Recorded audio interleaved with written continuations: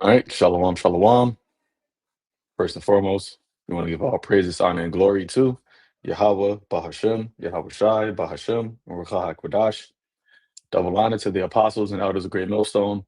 Peace, love, salutations, and blessings to the house of David, which is the elect.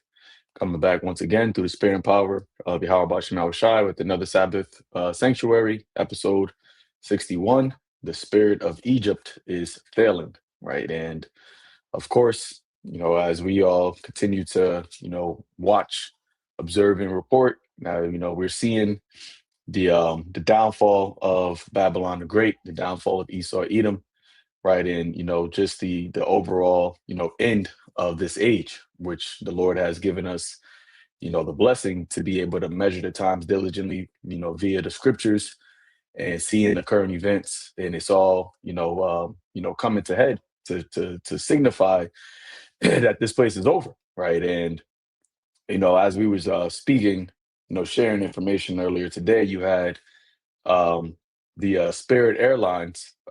Basically, I think I actually seen an update that said it's supposed to be official by 3 a.m. 3 a.m. I guess tomorrow, that they're officially going to be, closed down, shut down, because of, I guess they said the funding, right? They weren't able to get that I think it's $500 million bailout from the government, which like I was mentioning to brothers earlier, this is really a ploy, right, by the elites because they want to make traveling unaffordable for the masses of people. And you have these budget airlines, like Spirit Airlines, Jet2 Holiday, that a lot of people, use, right, because it's cheap, right? So you can fly to different places, although it is, uncomfortable. It's not that much space and all these other things. I ain't never fly on that, the Wadi, how about your mouth shy? But you see the type of ratchets that do, use those type of airlines, um, and they're basically cornering the market, right, to where only the rich can basically enjoy the earth while everybody else. And there was a clip, I forgot, I think it was from the World Economic Forum. You had some individual talking, and he was speaking about how you're going to have in the near future, you're going to have, only a select few of, people being able to actually travel to different countries. But he said, then you're going to have everybody else, they're going to be able to travel, right? But via virtual reality. So they're going to be at home, right, in their houses and, be able to go to the same places, but it's going to be via virtual reality. And the way that he was talking, I believe it was a World Economic Forum conversation. I could be wrong, but it's one of those type of forums where the way that he was talking, it was as if this was going to be something that is beneficial for everybody else, right? And this is going to be good. You're going to be able to go to Dubai and Singapore, but you're not even going to have to leave your house. And that right there shows you, the mindset that they have for the people, right? As Klaus Schwab said, years ago, you'll own nothing and be happy. And you're seeing this being played out right before your eyes. In these situations, these circumstances that you're seeing with Spirit Airline, becoming obsolete or going out of business, you're seeing a lot of people being priced out of being able to buy homes, to where now people are looking at, tiny homes or being a forever renter as, a good option. It's goes to show how they're manipulating, the masses of people to be in this, slave mentality, but even like a worse type of, slave. It's not even like, because we're all slaves now, but it's like they're putting it to a point where it's like your box is getting smaller and smaller and smaller. And I remember a couple years ago where you had I forgot who it was. I don't know if it was Jeff Bezos or one of those individuals.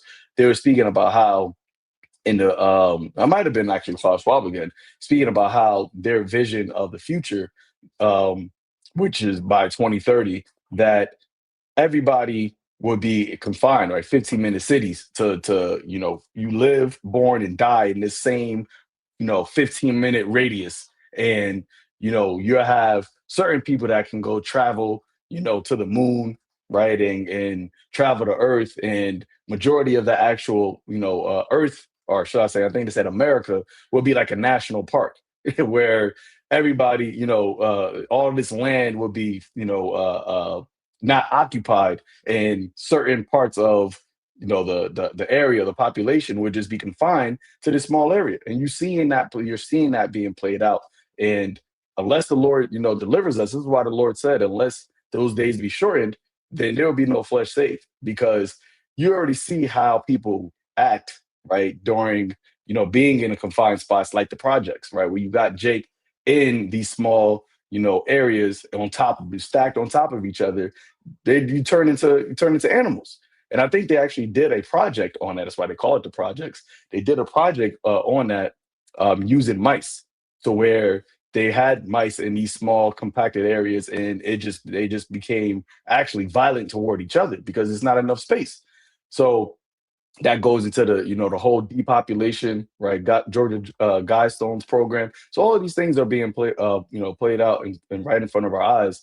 And you have, like I said, you have the majority of people not aware of it, but the Lord also has the prophets that are, signifying and showcasing this. And at the end of the day, the Lord is not going to let this counsel stand, right? He's not going to let this devil enterprise come to fruition. So, I just open up with that, and brothers got any points, you can, get the ball rolling. Yeah, and I just wanted to, add that when you even brought the instance of the project, whenever they confine people to a certain space, it's not enough that these people don't have anything. They also want to put hell on them, right? That's why you have this whole thing with the crack epidemic and the Tuskegee experiments and all these crazy shit that they come up with, because they actually, they don't just enjoy you being like destitute. They want to see you suffer, and that's like one of the sick things about them, and we need the salvation more so than ever. It ain't just about, because people always think that when we say life is going to get bad, they think, well, I ain't going to be living large or anything like that. I'm fine with that. I'm a minimalist anyway. But it's never really about that. The plans that these devils have for you is terrible. And that's why it'll never make sense, at least to me, for anyone to choose, being subjected under Esau over being subjected under Yahweh Shai. It just doesn't make any fucking sense at all. You know, that's it on that. Hey, but like you said, that's why they poison the minds of the people against life under the reign of righteousness, right? They make it seem like people today have majority of people have no clue what it actually means to be in the kingdom of heaven. You have some people that thinks you're just going to be sleeping forever. Some people that think you're in the clouds somewhere. Some people that think there's no gender. There's just nothing. It's like the Jehovah Witness pamphlet. It's like long green fields and like a line under a tree somewhere, and then milk rivers and shit. And that's it. You just sit there for all eternity. So they have no idea what the kingdom of heaven actually looks like. It's not tangible to them. So some people don't even desire that. They don't think about it as like a relief. Like today, you tell somebody, "Yo, I'll give you an all-inclusive trip to Mexico, Cancun." They will look forward to that because to them it's like, "Yo, this is life. This is tangible. We can go here. Like I want this." But if they understood what the kingdom of heaven was truly like, they'd realize like, yes, it's still gonna be on the planet Earth. It's just everything is gonna be much better. But Esau poisons their minds against stuff like that, which is why they desire his reality because it feels more real to them. And like the Zaquan was saying earlier about the confinement of the people by just logically, if you have a world like that, people cannot live long, right? People have to live short lives because there's not enough space. And the second there starts to get a overpopulation, there has to be means of culling. So usually you'll see in environments like that, they introduce things that are themed like bread and circuses and entertainment, but they're really like death games, like Hunger Games and those kinds of things, which help with the population reduction, along with throwing dissidents into camps and then offing them. So that keeps the population controlled, right? Controlling who can have kids, how many kids you can have, and all of those things. And on top of that, in a world like that where Esau imagines, where you go from a human being to a transhuman, right? With technology inside of you, your body's not designed to live under those conditions. So it won't be long until you start to deteriorate because that's not how you can't merge biology with technology. That whole biotech is off. All right. It's off because they don't even fully understand the human body. So what they can see is, oh, it looks like it's working. What they can't see is the damage that's being done, whether it's on a smaller scale than they even imagined. Then they wonder why 10 years down the line, people are having, certain defects popping up, and they're wondering, wait, what's going on here? So that's this devil's mindset. But like the Zaquan pointed out, this is why the Lord is bringing this place down, because this is not the paradise that he created. This is really just a way for us to learn how to enjoy paradise. That's all this is. This is just punishment, So this is Jeremiah chapter 51, verse 8. Babylon is suddenly fallen and destroyed. Howl for her, take balm for her pain. If so be, she may be healed. And what's interesting about this is that it's not really sudden, but it feels like it's sudden. If you've been watching the trend, you can see this place has been falling for a while, but it moves gradually, ever so slightly, that those that are falling with it don't feel like they're falling, right? And so to them, it's just like, oh, everything was fine until one day it should just stop working. No. It was already on its way to stop working. It started slowing down, but you slowed down with it. So you didn't realize that. But for us, who the Lord has opened up our eyes, we can see, yeah, this place is going down. Like it's almost at death's door. Verse 9, it says, we would have healed Babylon, but she is not healed. That's why Spirit Airlines ain't getting bailed out.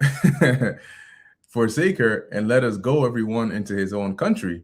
For her judgment reacheth unto heaven and is lifted up even to the skies. And eventually that's what people are going to realize.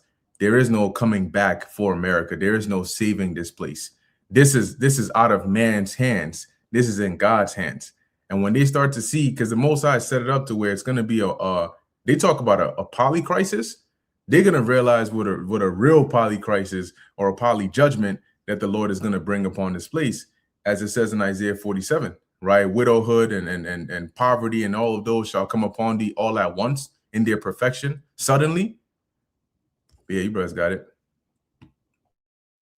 Yeah, Khan, that's heavy, because I was actually going into some information that not Aldous Huxley, George Orwell was bringing out, and I think Bakar was talking about it this morning about. I actually have the video here. I'm gonna play it in a little bit, but I want to get this quick precept here, going back to the point that Zaquan you made about how ultimately these devils are stripping life down to its bare minimum, where you're on survival mode at all times. And when you have people moving like that, there is no such thing as, I'm going to think of a way to escape this prison, or you're just thinking about survival. You're always on the run.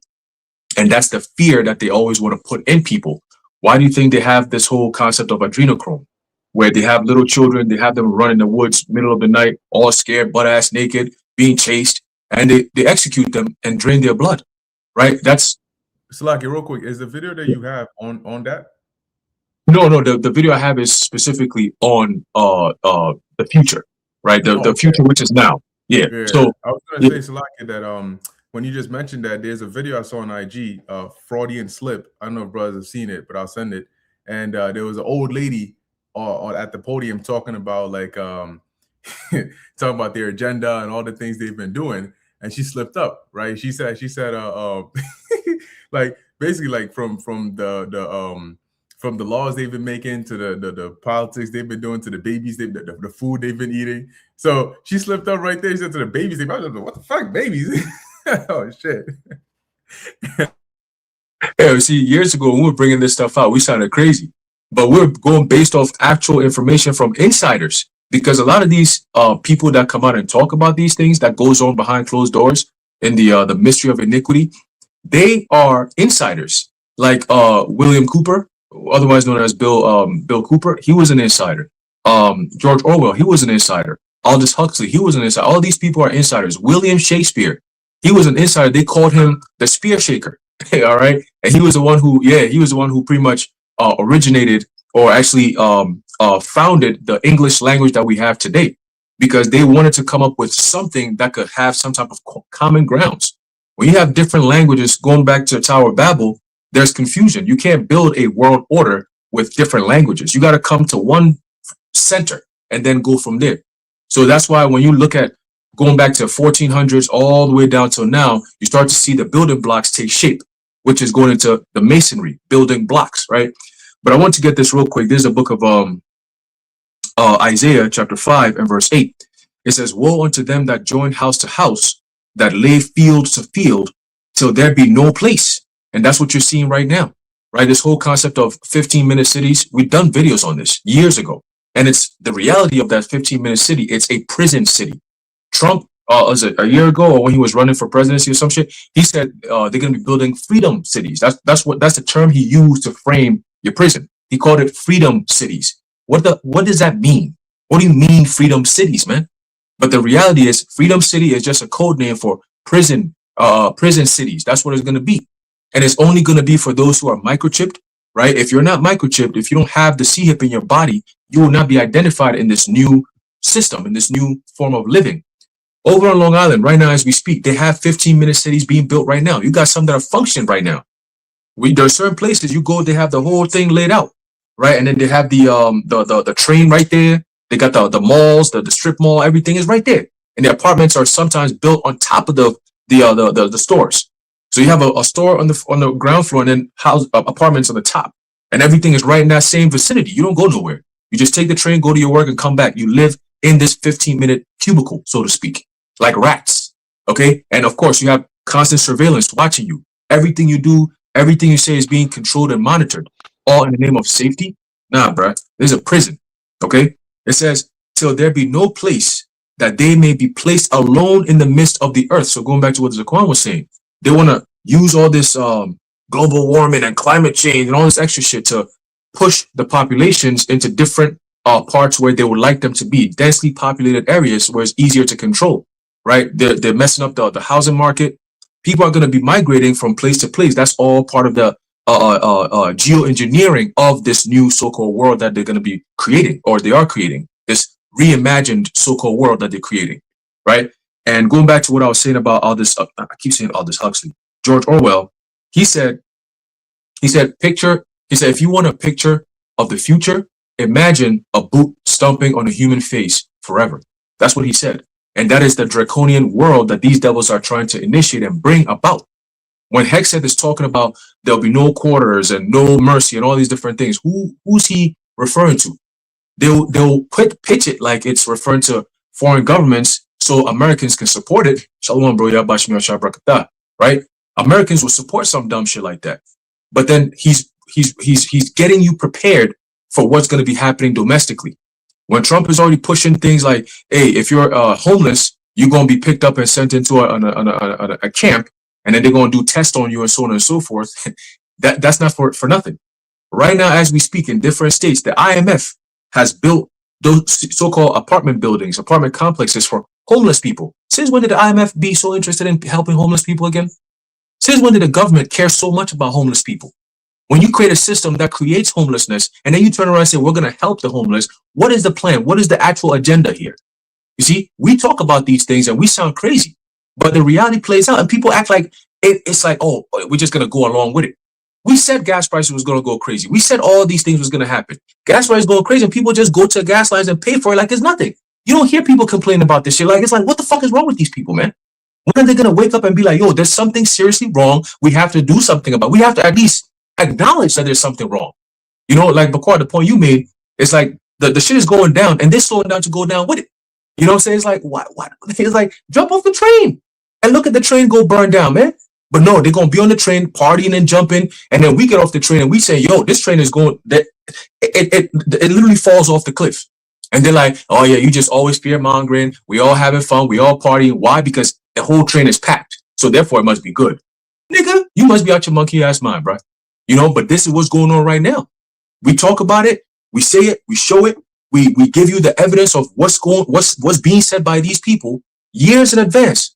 And then it happens, it plays out, and people act like it was never spoken of, it was never said before, man. All right, but I'm gonna show you this clip real quick. All right. It's helpless. If you want a picture of the future, So like, hold on. imagine a boot. It's helpless. If you want a picture of the future, imagine a boot stamping on a human face forever. See? The moral to be drawn from this. So he said, if you want a picture of the future, imagine a boot stomping on a human face forever. What kind of boot is that? The military. Remember Revelation 13:11 talks about the two horns like a lamb, but he spake as a dragon. That dragon is coming out. We go into Isaiah 19, where it goes into the cruel Lord. That cruel Lord is coming out. Okay, all these things that we've been talking about years over years over years, you're about to start seeing these things play out. You're going to notice quickly that your president doesn't care about you. All right, I did a job the other day, and you had a customer who had the nerve, after all this shit that's going on, it's like they don't see it. She goes, "Oh, these people need to stop trying to kill my president." I said, "You still don't realize this is all a show? I mean, how much more do you need to see? They show you, they put it in your face, they tell you, hey, listen, we're just playing around." Levitt could come on TV, on Christine Levitt, that whole, she come on TV and say, "Oh, there's going to be shots fired tonight." They tell you it's a show. It's all a stage. Okay? It's all a stage. And then these people just eat it up and drink it up. And they just, I was like, what? The moment she said that, I was like, yeah, man, hey. That's it. That's all I can say. Hey, you're right. Hey, we live in a crazy world now. Your president is being targeted 3 times. Boom, boom, boom, boom, just like that. He still survives. They said this nigga was licking off shots in the damn place, and he ain't hit nobody. And then them what did Cash Patel say? This is the best of our men, and we saw them on display. They was licking off shots and they ain't hit no targets. So if this is the best you got, then you niggas are in trouble. Yo, the guy, I seen a video. The guy was literally like arm's length when he was shooting at him. And he was like, because the guy ran through, and then the cop he ran right by the guy, seen him, he pulled him, he threw him right here. I'm just like, yo, why didn't he drop? Why is he not dead?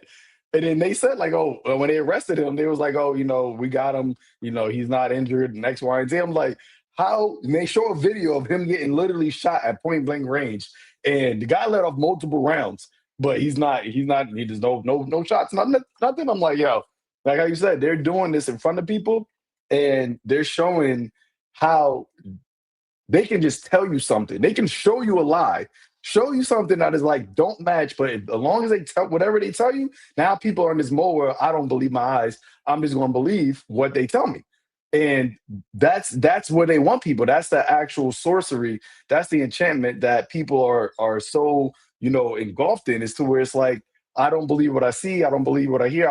believe what they tell me, and that's it. Going back to what the jump shot. I don't care what's in it. I don't care. I'm just going to take it. And and something you had mentioned about, I think what Picard mentioned there also about how to train, how everything's going down, but nobody sees it.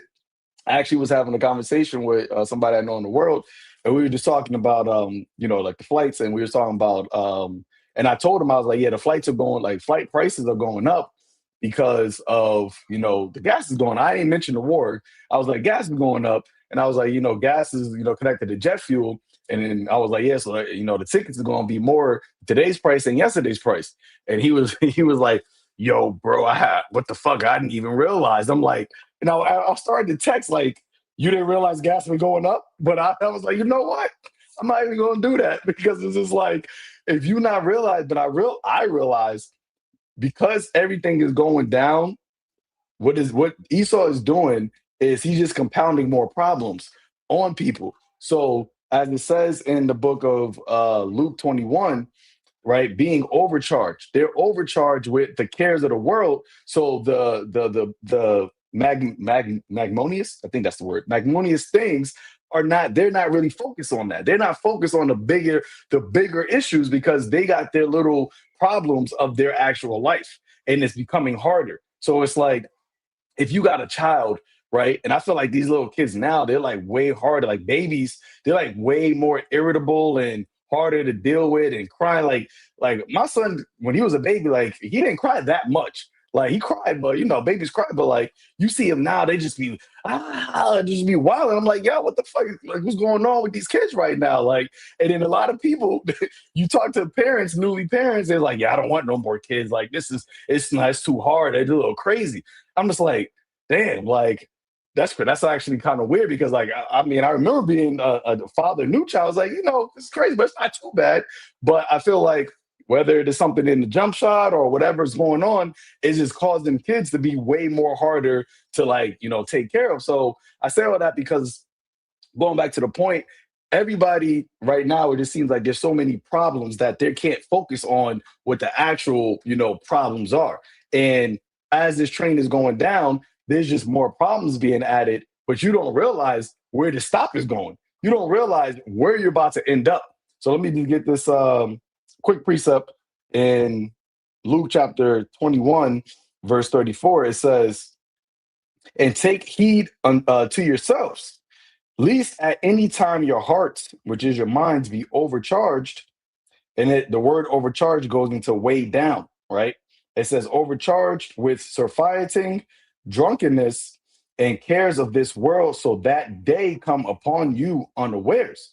You see, and because of the problems, the poly crisis, and the compounding issues that are just consistently happening, people cannot take heed unto their own selves. They can't just like realize like what the fuck is going on in the world. Like, why is shit being so crazy? Because there's so many other problems and the drunkenness of this world and the cares of life that day, the final stop is going to come upon them unawares. It's going to hit them. Everything's going down. We jumped off the train, right? And we're telling them, warning them, like, yo, this final stop is going to be crazy. Like, you think shit's crazy now, but where you're heading is going to be even way worse. But that day is going to come upon them unawares. And this is why, as the scriptures speaks of, that day being as a thief in the night, because they're not able to step back and really, digest and dissect what is going on, because they're in the dark, right? They don't have the knowledge, the wisdom, right, of the light of Yahweh Bashem Yahushai to be able to see all these things playing out in real time.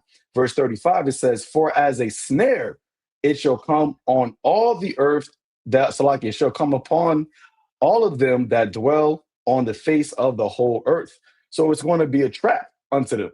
And Esau knows this. That's why he ever since 2020, it's been nonstop just problems, different types of problems, but just nonstop problems, and you'll see, like, for instance, like malls, right? You had over by me, you had two major malls. One of them was bigger than the other one as far as like foot traffic, but now that one is like a ghost town, and they made it to where only reason why people go there, they put a Dave and Buster's there, Bread and Circus. So they put a Dave and Buster's in the mall, and that's the only reason why people go there now. And I remember growing up, like, that was where you want to go. You can't really do much when you're a minor, so you'll go to the mall, you go to the movies. Now I went to the mall like maybe 2 months ago, and that was the first time I'm in there in years. And I'm just walking around. I'm literally like recording how like dead this shit is. I'm like, yo, this shit crazy. I mean, this shit closed. This shit closed. But then people just walking by like, oh yeah, just a regular empty ass mall that, got a few stragglers here and there. You could hear your echo if you're talking it, but it's just normal. It becomes normalized to people. But how do they normalize it? Oh, I just shop online, right? I just buy things online. So that becomes the quote unquote new normal. But then what is the effects of that? A mall has a lot of people that they employ. So now you have people with less jobs now.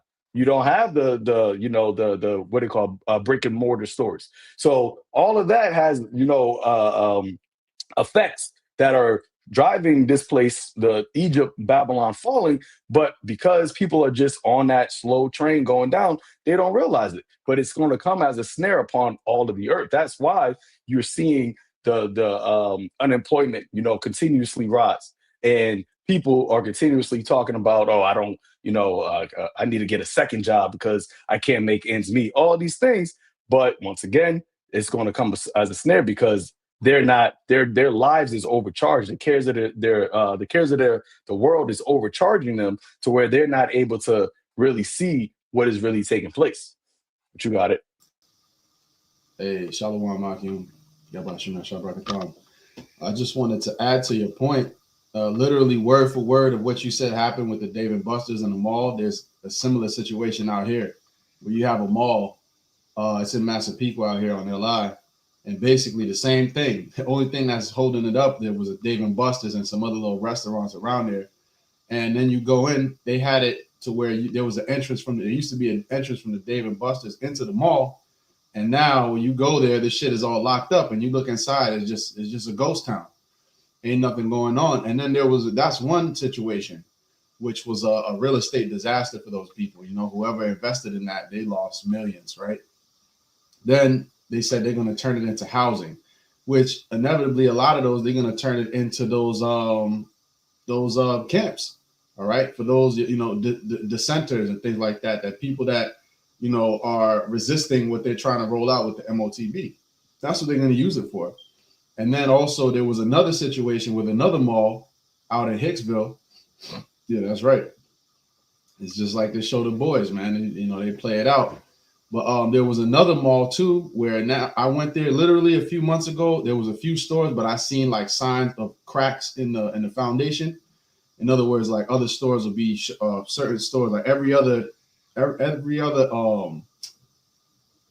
booth will be like closed down, or every other unit will be shut down. And then I come back a few months later, I'm like, let me just browse, stroll through there, by myself without the fan, because they always be getting on my nerves. So sometimes you need to go by yourself, air it out. But then I go in there, the whole shit is shut down. All of the units are gone.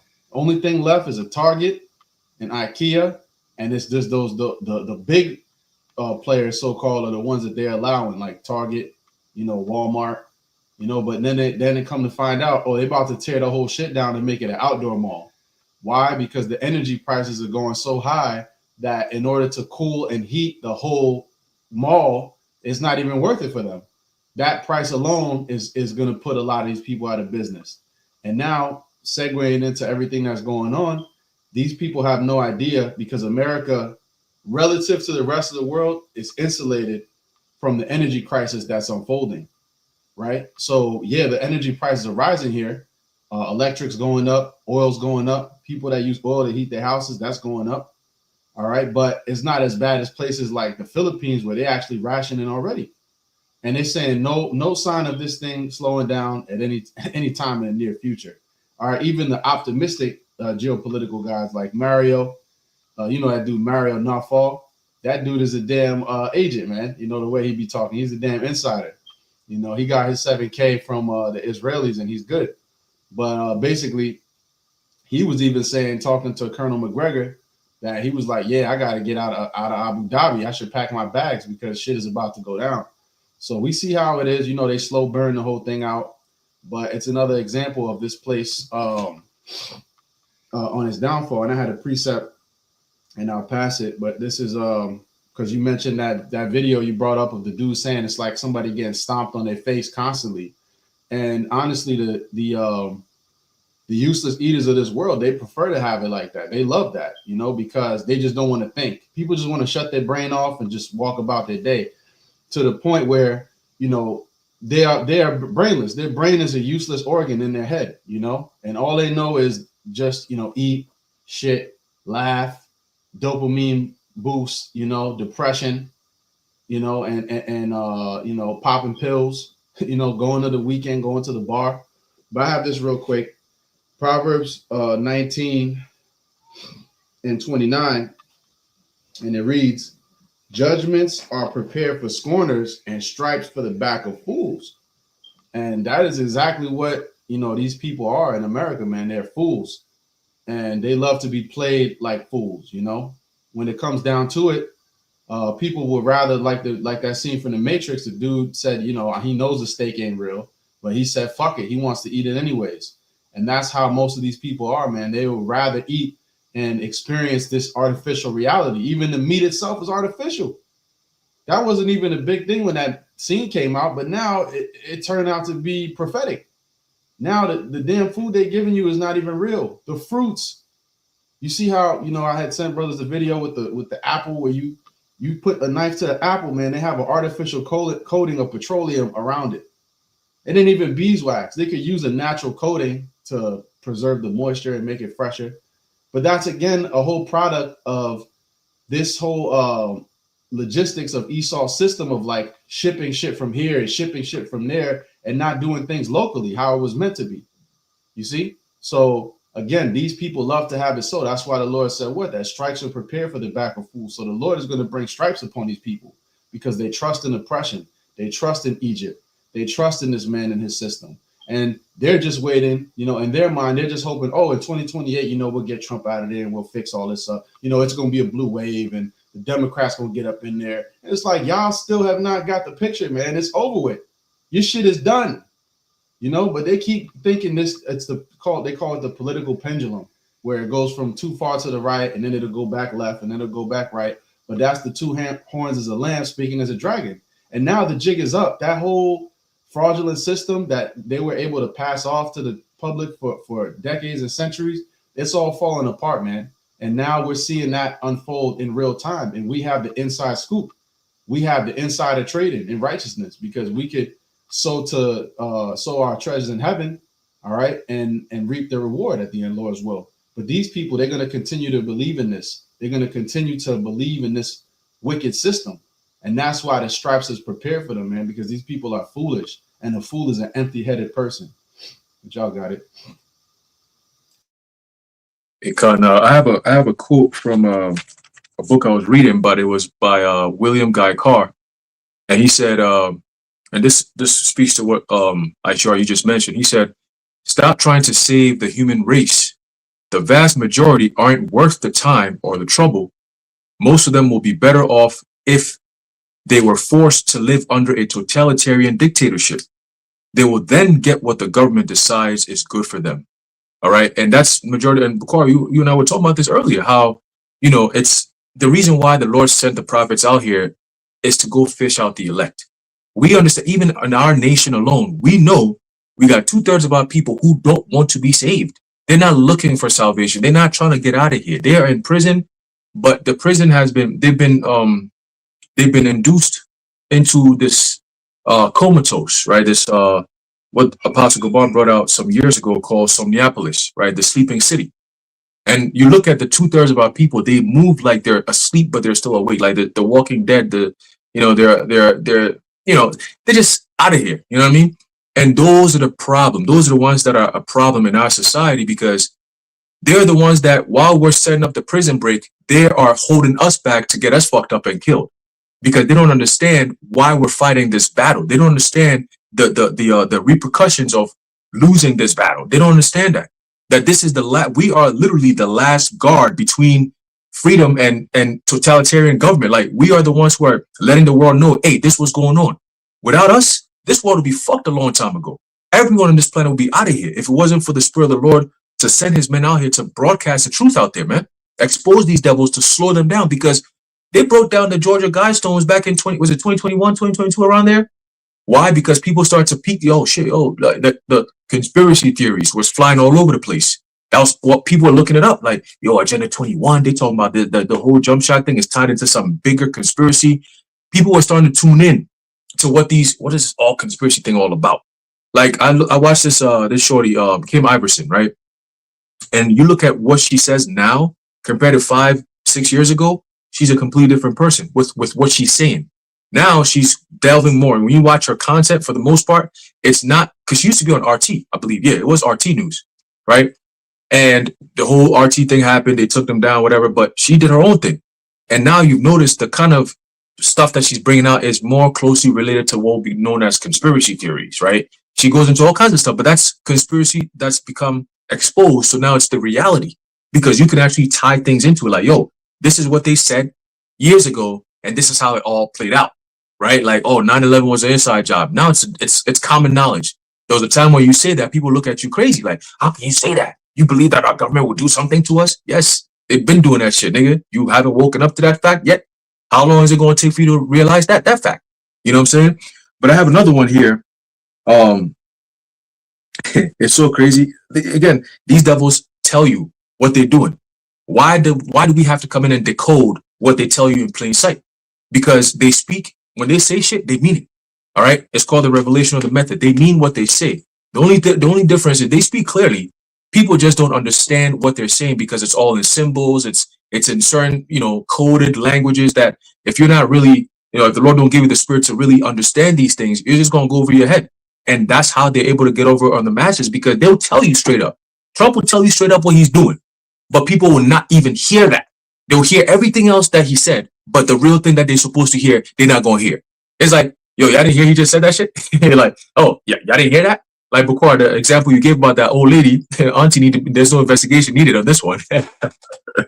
He said, we eat babies, the babies that we eat. Wait, what are you talking about, the babies that we eat? And then King Charles, they say he suffered from some type of disease or illness that comes from eating babies. The Clintons, they're going through the same thing, eating babies. I'm like, bro, like we've been saying this was going on. They do this shit. They do this shit. Like this is what they do. What Trump said in his interview, I knew he was going to say that. I'm not a rapist. I didn't even rape anyone.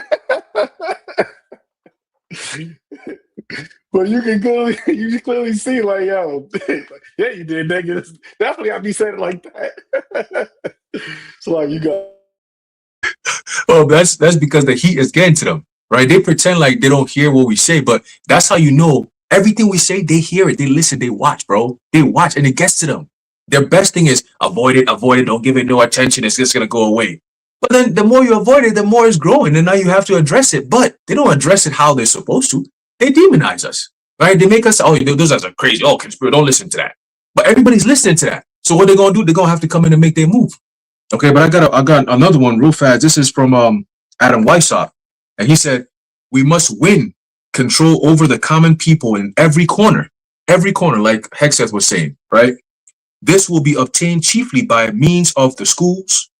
In like manner, we must try to obtain and influence the military academies, the printing houses, which are the media, the booksellers, shops, chapters, and in short, in all offices, or even in directing the mind of the man, painting and engraving are highly worth our care." So, in other words, indoctrination from a very young age all the way through. We're gonna control every system. That politics, we control that. The entertainment industry, we control that. The churches, we control that. The banks, we control that. Everything that you may think of as, oh, this is what I need to survive in society, we control that. They created society. Okay, so now we come up and we say, hey, this is what's going on. This is how we're going to get out of it. It can't be done by physical means. You're not going to break down this system because you want to pick up arms and go. No, it has to be a spiritual breakdown. Remember, when we took over Jericho, we didn't lift up any sword. The Lord told us for 7 days, once a day, you're going to go around the whole entire city, right? We did that all once a day, the whole time. On the seventh day, the Lord said, we're going to go around it 7 times. And on the 7th time, we're going to blow the trumpet and the whole walls came down. Okay. It's the same thing equivalent to today. The Lord is not asking us to go pick up arms, go take down the White House. Listen, man, if the Lord wanted us to do that, we would have been done that a long time ago. Esau is no match for Jake. That's just what it is, right? But the Lord says, no, we're going to do it in a grand fashion, in a grand way, where Esau can't say, oh, these guys are terrorists. We're going to have to go. No. He says, I'm going to handle it. Go out there and speak. And once they decide they want to make the move and touch you, I'm going to step in and do what I got to do. Did not the Lord tell us through King David, touch on my anointed and do my prophets no harm? We are in that stead right now. Okay, and we're inching closer and closer to what they call the pivotal time of the moment, the pivotal time of the battle, where it's life and death. This is I got to give it my all kind of thing, and let the Lord do the rest. So we're inching closer and closer to that, and that's why you're seeing everything being exposed in these last days. 2 Thessalonians, the 2nd chapter. So at some point, you have to put 2 and 2 together and say, at some point, they're going to make their move, but not until they have everyone down and out, like what they're doing right now. Everything is mad expensive, like Zaquan, you were saying. People don't realize it, but by the time they realize, it's going to be way too late where they have nothing at all.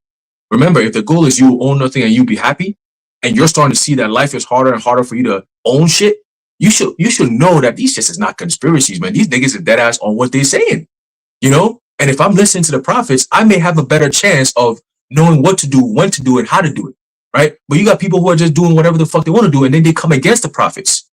What do you do with people like that? You could wish death upon them and wait for the Lord to destroy them. That's the best you could do. But we ain't looking for niggas like that. We're only looking for the elect, because the elect are the only ones who understand the battle and the times that we're in. Everybody else is just whatever.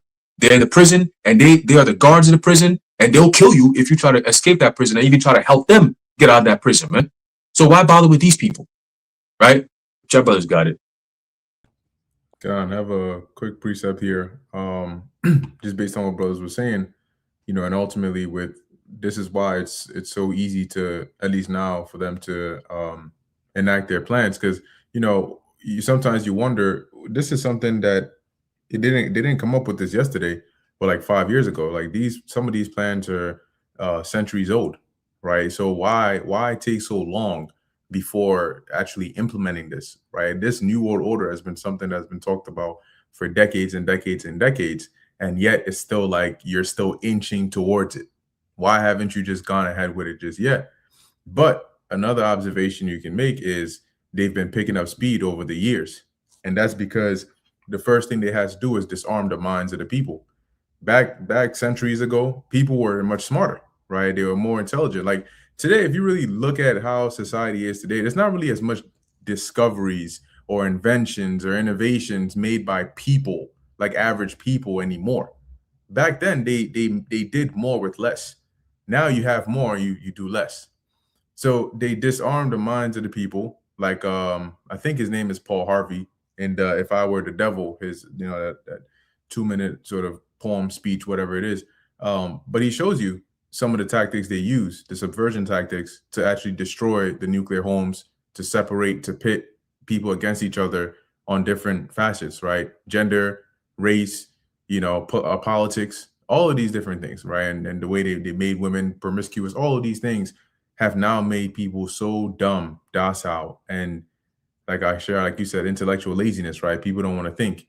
So now it's much easier for them to, it's not even pulling a fast one. They pull a slow one on people, and people still, don't catch what's going on. So now it's like, okay, much easier to go ahead with what we're doing, because we can literally come and tell them, yeah, by the way, this is exactly what we're going to go do.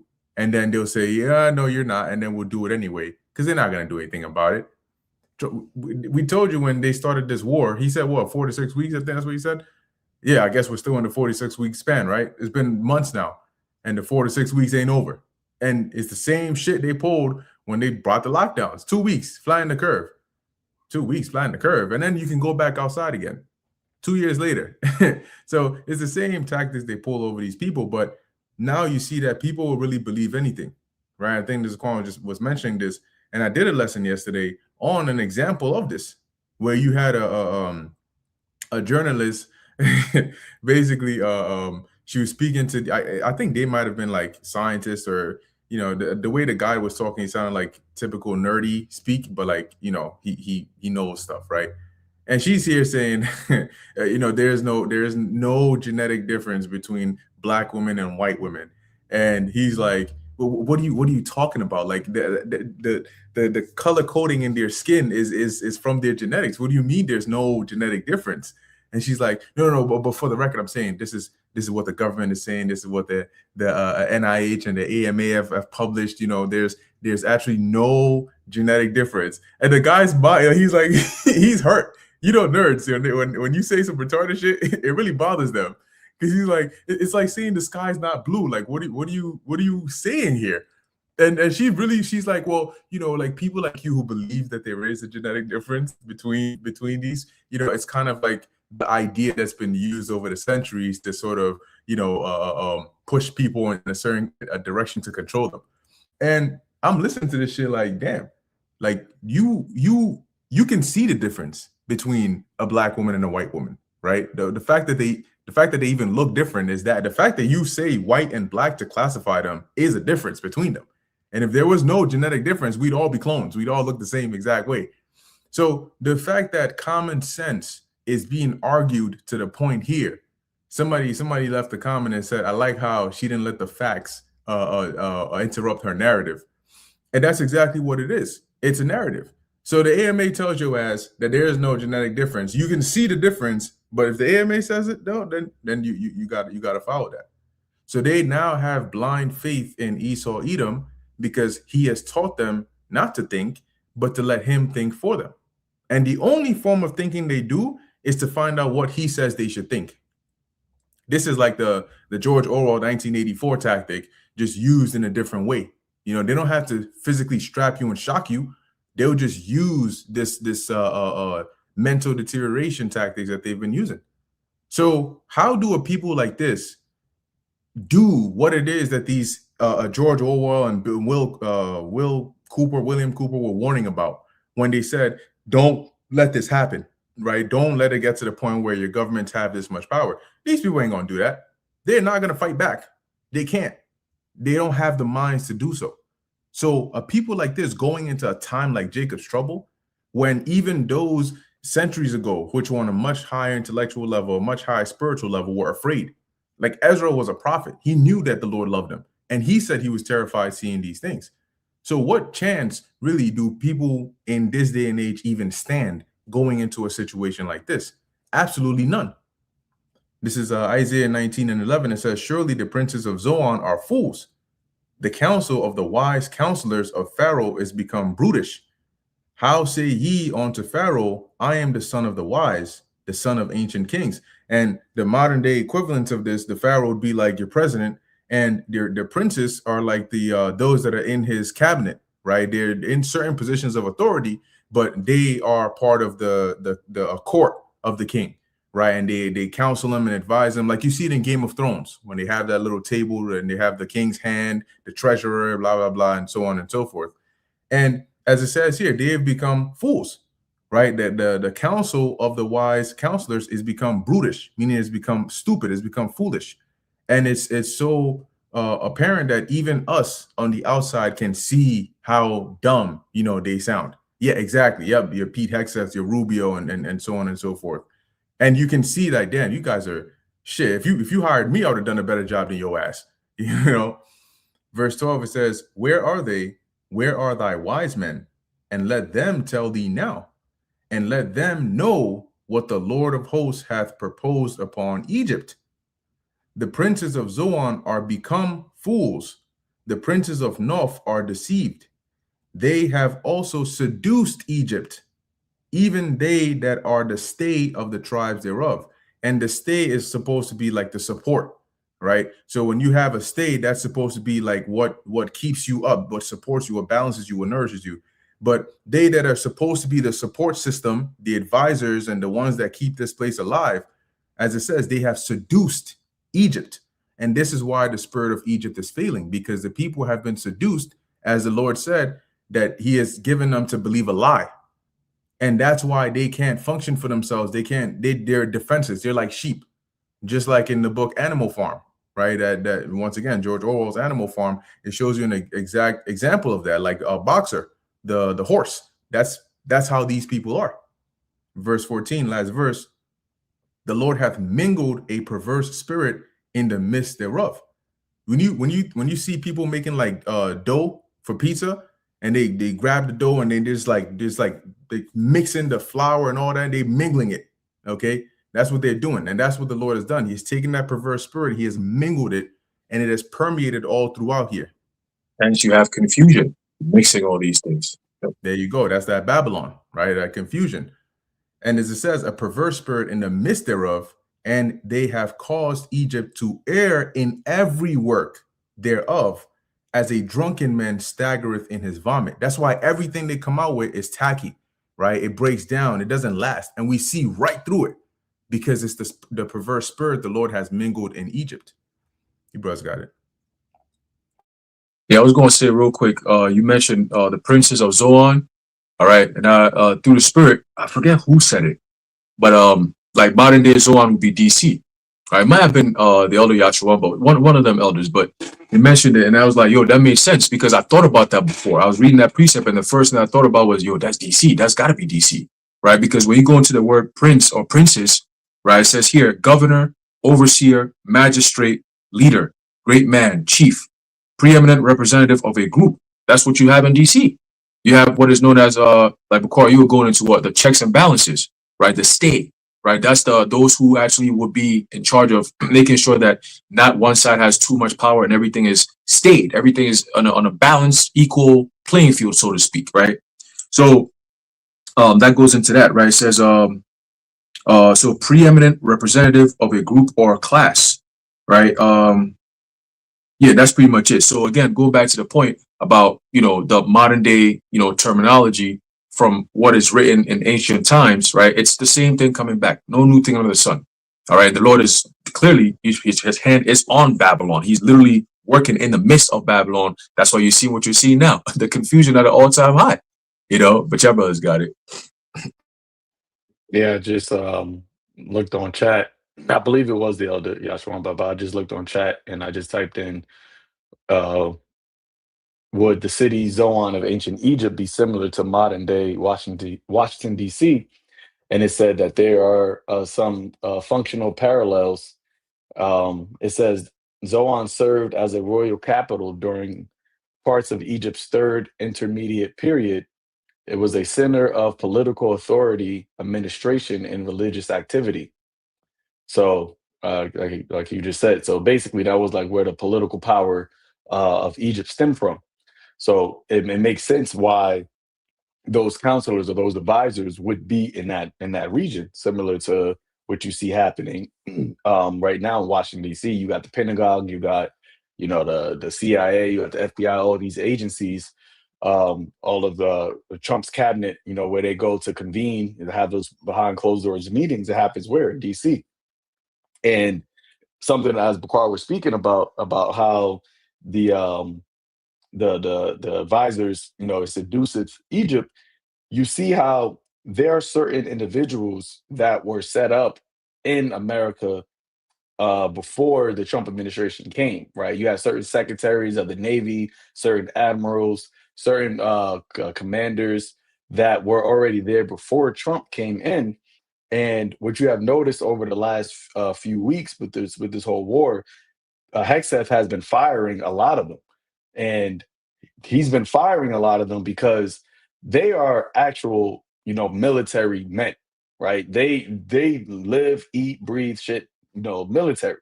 So when they're trying to, do certain things that are strategically not smart, those men that are in that area that have been, came up in the ranks in the military, they're, saying to Hexeth, hey, this is not good. This is not going to end well. Like, we can't do this, or we shouldn't do this. But Hexeth, he has to report to Trump.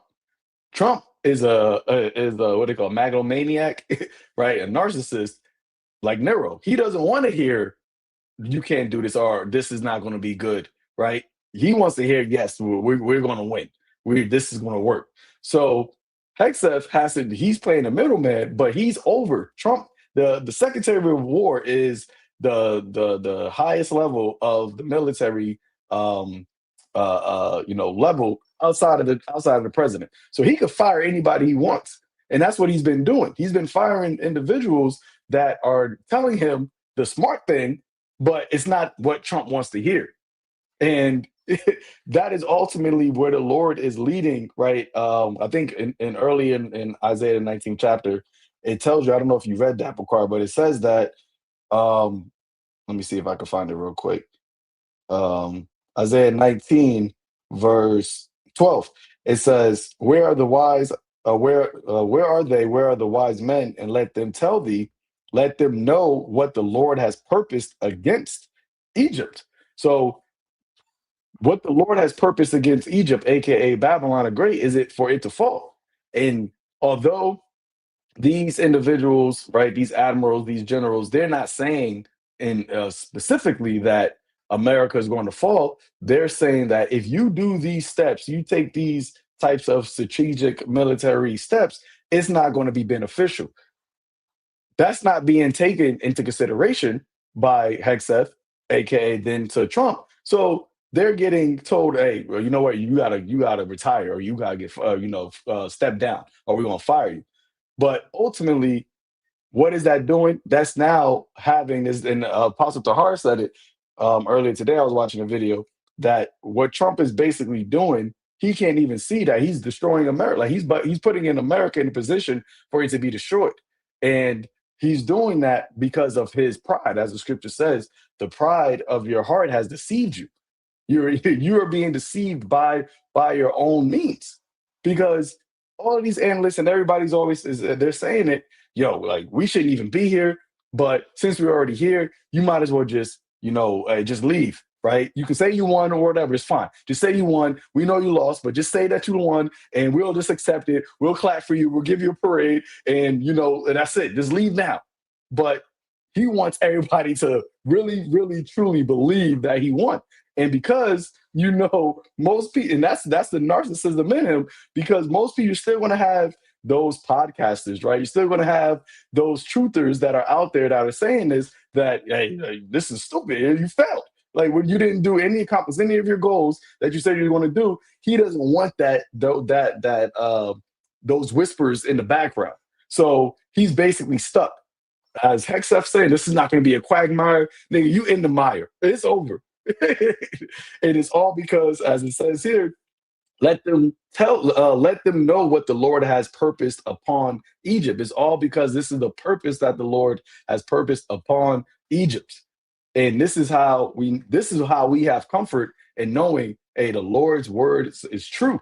And all we have to do is just continue to stay steadfast and continue to watch and see how the Lord unravels this whole thing. That's why it says, wait ye upon me until I rise up to the prey, saith the Lord. Another scripture, and I'll pass it, in the book of Proverbs, chapter 25, verse 2, it says, it is the glory of the Most High to conceal a thing, but the honor of kings is to search out the matter. And that's the position that the Lord put us in, right?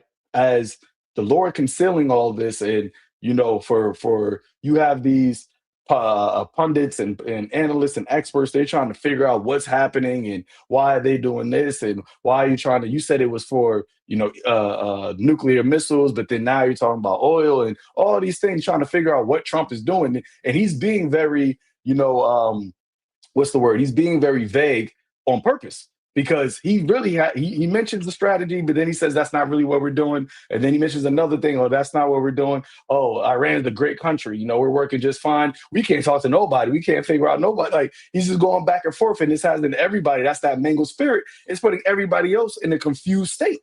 They're like, yo, what the fuck is going on? And if it comes from the top, as the scripture says, then it's going to come upon the whole people. So everybody's confused, and on top of the confusion, you got all of the hell, the prices and all of this is exacerbating. So people are going to become more and more frustrated because there is no answers. There is no what really is the foundational issue that we're dealing with right now.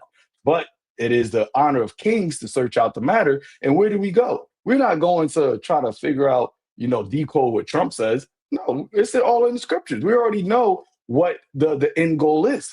And this is why the Lord gave us the scriptures and gave us the spirit to be able to break this down and give it to the people. And the only ones that really are going to get it and understand it is the elect. As the scripture says, the elect have obtained it, and the rest was blinded. Because the rest was blinded because what? They were born in vain. Let the multitude perish, which was born in vain. Because at the end of the day, that multitude, they are still staying upon him that smote them. They still believe in the shadow of Egypt.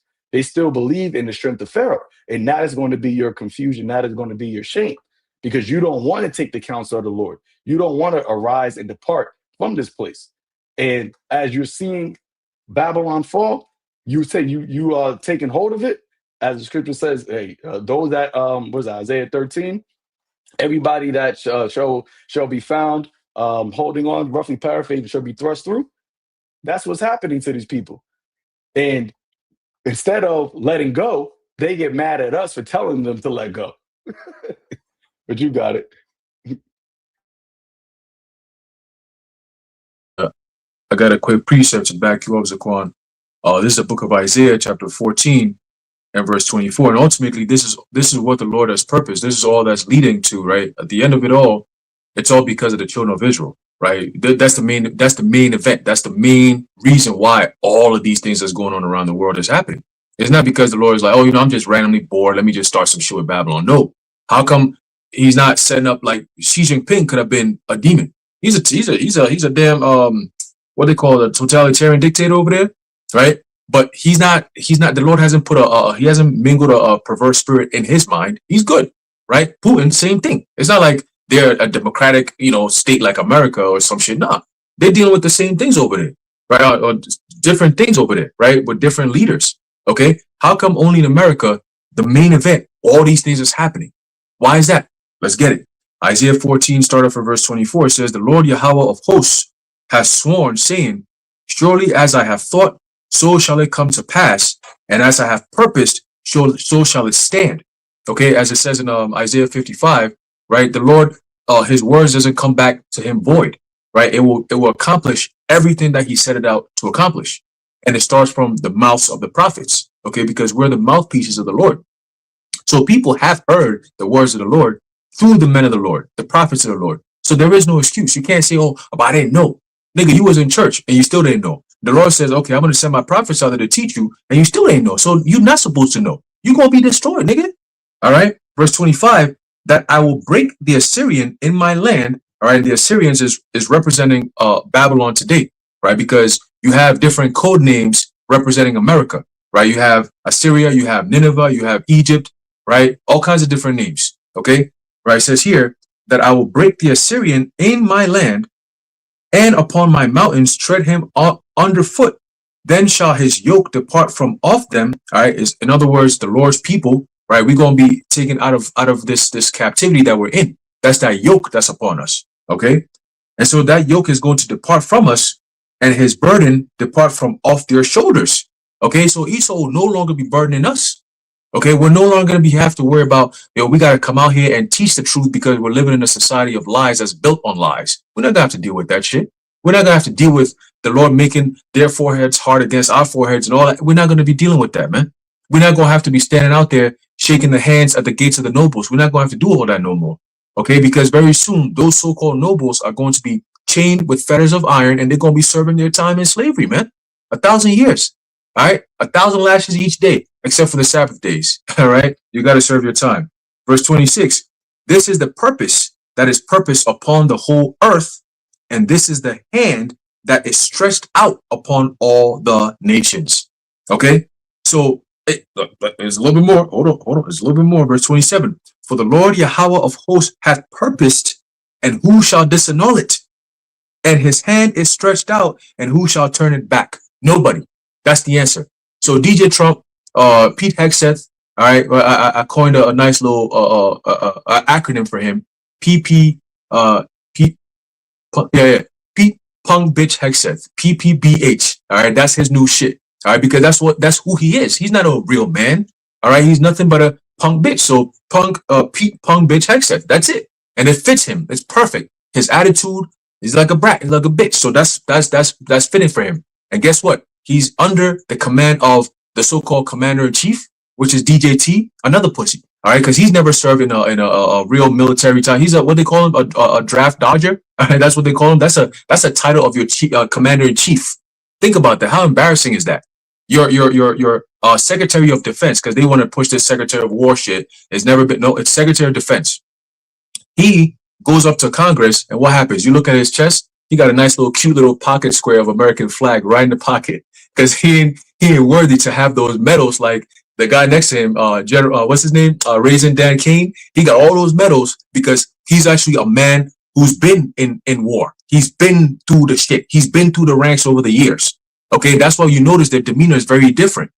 I've been watching everything. Dan Kane, when he's answering questions, you could tell that he's the only one right now that's left that has some type of sense in his head, and he's kind of like, yo, like, this is tough. You guys are putting me in a very tough spot, so I'm going to do the best I can, but I got to do my job, right? Hegseth is more like, fire all these guys, get all these niggas out the way, get all these women out the way. We're going to do it how we want to do it. There's a new ethos and the new this, and there's a new energy that we need to set it up, and you got to do your push-ups, and you got to, nigga, who the fuck is you, bro? Like, all those men there, they don't even respect this nigga. At some point, somebody's going to grab this nigga somewhere in a dark alley and whoop his ass, and he's going to be holding press conference with his face purple and shit. That's what's coming for that nigga, man. Somebody's going to get him. Somebody's going to get that nigga, because all these niggas is all weak, all right? And the Lord's going to expose you, every last one of you. Like it says, who is going to turn back the hands of the Lord? Nobody, man. Okay? But y'all brothers got it. Hey, his name Raisin K, man. That right there goes to show you, like, come on, that's the connection right there, man. And raise means to what? To destroy something.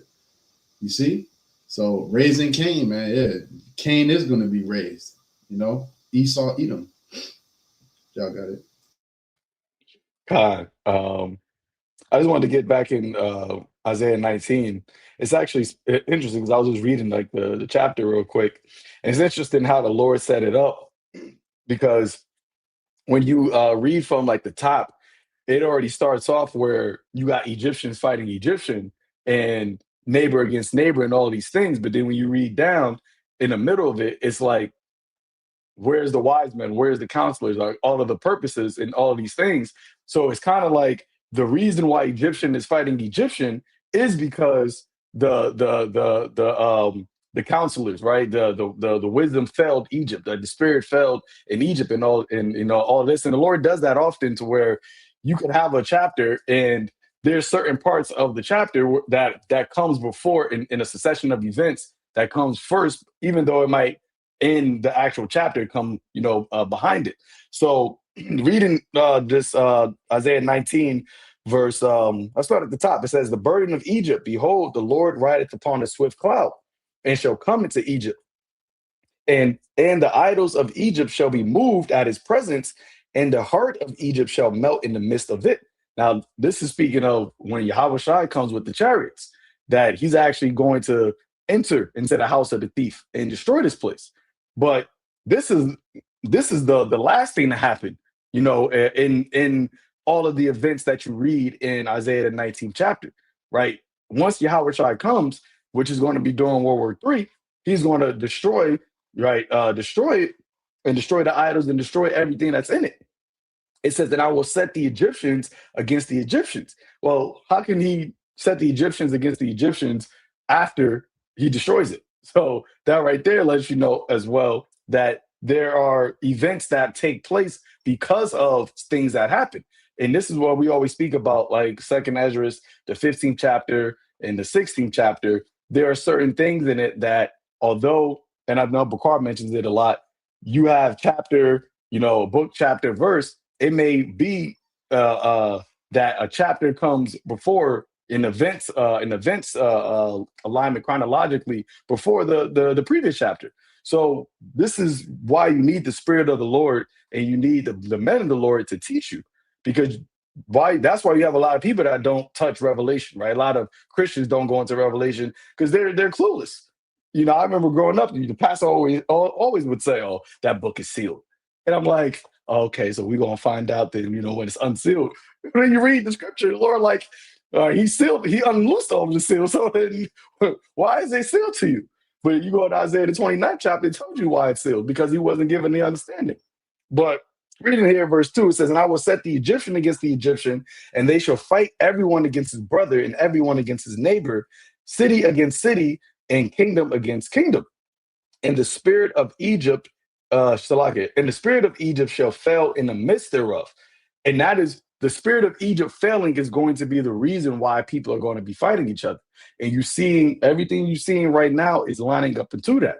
Because you think about the lockdowns that happened in 2020, 2021, and how people were fighting over toilet paper, right? They were fighting over, water. There wasn't a shortage of water. There wasn't a shortage of toilet paper, but because there was a what they call panic buy, everybody became in that mindset, well, I got to get this, and they started just going at each other's throats. But now you're living in a situation where they're talking, and because of the whole Hormuz being shut down, that is affecting fertilizer, and which is going to affect food, right? The actual scarcity of food, famine. They're talking about energy, gas. That is going to become a shortage. There's going to actually be where now people have a limited supply of these things. So how much more when it's not just an actual I'm panicking, but this is the reality. Like, oh, there isn't these things. There is no gas. There is no water or food or any of these things. That is why people are going to fight against each other. And you're seeing how this is leading. Everything that's happening right now is leading up into that. I was watching, I think it was Redacted, and the guy was talking about how the harvest of the crops of the food that we're eating now is from last year's harvest. And that's how that's how even the scriptures that told you that. That's how that works. And they were saying that because of what's going on now in the fertilization or fertilizer being limited, I think the fall crops, that's going to be lessened, because they need all of the fertilization now so that they could plant the seeds for the fall. So they said, and that fall is going to be for, I guess, next year. So they were saying next year, and Lord willing, we always pray that these things get sped up. But they were saying that next year is going to be a massive amount of food shortages. They're talking about half the population of the world. So 4 billion people are going to be in a famine. by next year. And that's just based off of what has been going on now. And they saying that if this continues, it's going to be crazy. And when you think about it now, it's like when the Lord says a time like no none other, people really don't understand like how bad that really can get. And time is speeding up like this to where next year is going to come. We're already in May of this year. We're almost halfway through this year already. So Lord, like you said, Lord forbid we gotta wait till next year. But if next year gets here just like that, it's gonna be wild, man. It's gonna be like you don't even realize, and that's why I said it's gonna come upon them like a thief. You don't even realize, like, yo, when did there's no food supply? When did this happen? How did this happen? Well, we've been telling you this. That all of this was leading up into that, even before this whole situation took place. Starting with our apostles and those, you had the men of the Lord telling you that these days were coming. And the only ones that are actually the Lord is going to provide, as he said, my servants shall eat. So he's setting up the situation to where only his servants are going to be able to eat. Only the people that trust in him are going to be able to eat. And people don't think that, okay, well, only a small few people. Yes, that's what's going to happen. And you can see how that is actually taking place and unfolding right now. Which I got it. Yeah, I just want to say one thing real quick and I'm gonna pass it. Where I live at, not too far from my job, actually, the main office, it's like you gotta go through certain roads and then there's like farmlands. A lot of the roads there is like farmlands and stuff. And I remember 2 years ago and last year, around this time of the year, there is like mostly like on the right side and left side is like cornfields. Around this time of the year, around May, it's prior to so-called Mother's Day, is when they start getting things ready. And then after Mother's Day is when they start doing the planting and so on and so forth. And around this time of the year, you would see them, they've cleared up the land and everything. They get ready to do the planting for the fall harvest. And was it yesterday? I think it was yesterday. I drove through there and I'm like, yo, they still haven't touched anything here. Like this shit looks like it's dead from last year's harvest. Like they haven't even cleared off the land, getting it ready for anything. And I wanted to stop because you see the signs like, oh, corn sold here if you want to buy corn and shit like that. And I wanted to stop there because it's a small little farm. They got chickens, eggs. I wanted to stop there and say, hey, what's going on? Like any intel? Like I want to get some more intel on like firsthand words from an actual farmer. Like, yo, we're not just reading newsletters or none of that. Like I would literally record it to hear his testimony on why is your cornfields not even prepared for the season of planting. What's going on, right? Just so I could hear his side, even though we know why. It's always good to get that testimony, like real life, like, yo, this is actually happening where I live at, like it's already happening. How much more? And he's not even like I wouldn't consider him like a major producer. He's more like a farm that does local kind of thing. And he's going through it right now.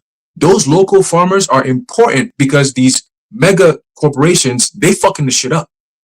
So people are going to have to rely on the local niggas. And if the local niggas can't get their stuff to even get it going, we all fuck. You know what I'm saying? Like those who rely and depend on them, the grocery stores that come in there and all that, they all going to be messed up. It's going to be a trickle down effect. And like Zaquan, like you said, this is going back years ago. The UN said it that the years that was about to hit, this was back in like 2019, 2020. They said, we're looking at a 50-year famine. That's how bad it's going to be. Like, imagine being in a famine that bad for 50 years, but it's all compiled into like a short time. Like, damn. And that's like, it made sense how they're going to depopulate the earth is going to be done through means of famines. And it's ancient. That death through famine is ancient. It's not a new thing, right? So the Lord is literally just reviving old ways of punishment and judgment. He's just going to bring it in this time. But the difference is back then, you still have people that were able to understand cultivation and little things like that. Now, niggas don't know how to do that shit. They don't know what time to plant. They don't know what to plant. People have no clue, none whatsoever, because they depend so much on, I'm gonna just go to the grocery store and buy. When you go to the grocery store and there's nothing to buy, where are you going to turn to? You're not going to be able to do anything else. You can't order no food online, nigga. Ain't no such thing. The food ain't there to be ordered in the first place. That's the first problem. See? And the government is coming up with new rules to make it harder for people to even have a small little garden in your backyard. So you should really put two and two together and say, yo, man, they're closing down. They're literally bringing everything down into this small little space where you can't get out. And you got Trump saying you're going to have to trade liberty for some safety. Boy, shit, it's about to get crazy. That buzz got it. Yeah, they and we could probably close it out, but they know shit's about to hit the fan because that's why they building that bunker underneath the east wing. That I was watching something, they were saying like, why are you such in a rush to build this? Like, why is this such a main thing? And they were saying before, you were saying that it was going to be just built on private investment, but now they're coming out and said, oh well, the top of it is going to be private, but underneath, which really going under, what they said was like a bunker and military assets, so that's going to be taxed by the people. So, and they said and it went from 100, I think no, they went from the whole thing costing 200 million to now costing 400 million. So it doubled. So I'm like, and the guy I was watching, he was like, they're doing this because they know that once shit hits the fan, they know that people are gonna come for them. So he's not even trying to leave the White House. Like that's why it's connected. Like he gonna go from the Oval Office straight through that fucking hallway and go right down there, and he gonna be president, being president, making speeches from underneath there because the people gonna come for them, as it says in Second Ezra, the 15th chapter. But if anybody got anything else, we can close it out. If not, all good. Hey, I was just gonna add one quick point about the energy. Listening to everything brothers are saying, you mentioned the fall, the food shortages, and then also you're gonna have it to where oil and heating costs is gonna be astronomically high. So in addition to people starving to death, they're gonna be freezing to death. And like people don't think about that because they're gonna be turning up this summer, and niggas is gonna be buying Jordans, buying other shit. You should be buying seeds and learning how to, but then again, Jake don't even have land to do that. So, they should be trusting in the Lord. But again, they're just not taking heed to it. So all of these things is gonna crescendo and time is gonna fly by, and before you know it, it's gonna hit you. And people are gonna say, yo, damn, 2026. That was when shit was like somewhat normal. Now shit is going to be different. And they already did it back during the first lockdown. So they're going to bring that same energy again. So for those of you out there, prepare yourself in the spirit because things are about to escalate in a big way. Hey, Con, 2026 might be the last year of some sort of normalcy. 250th year of America. So, hey, the lesson we did at the beginning of the year, right? A year to remember. And so that's what people are gonna remember it. And that was 2026 was the last year. But hey, so we're gonna close it out with that. Lord willing, this was edifying unto the elect, giving all praise, honor, and glory to Yahweh, Bahashem, Yahweh Shai, Bahashem, Rakah Kodash. And until next time, shalom to the elect.